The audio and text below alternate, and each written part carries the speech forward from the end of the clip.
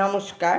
আমার স্বরচিত কবিতা ফুটে উঠুক, এই কবিতায় আমি একটি মেয়ের কথা বলতে চেয়েছি যে বিয়ের মাত্র 7 দিনের মধ্যে মানে অষ্টমঙ্গলাটা বিবাহ ছেড়ে এসেই হলো, তার শ্বশুরঘর ছেড়ে চলে আসতে বাধ্য হয়েছিল।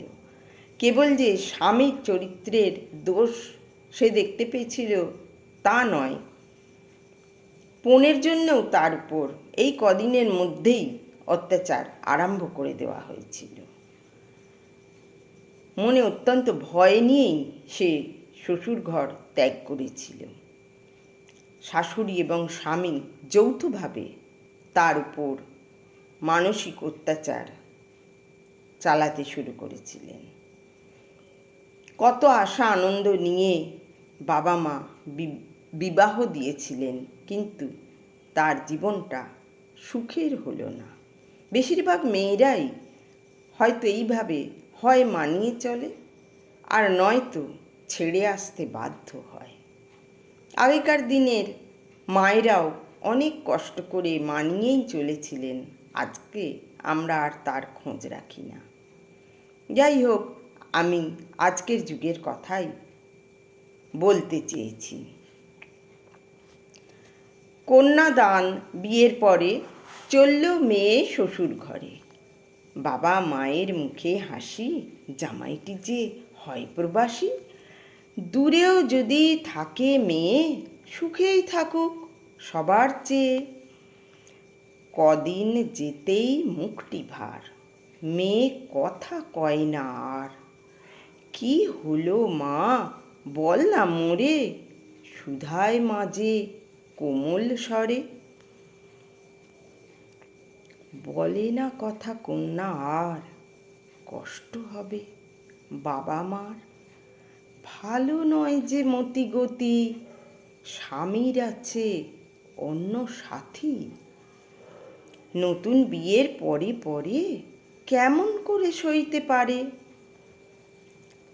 পণের দাবি ছিল সাথে, ছাড়েনি তাও কোনো মতে।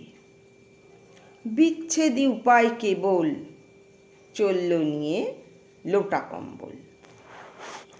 বাবা মা মেয়ের দলে, রাখেন তারা মেয়ে আগলে।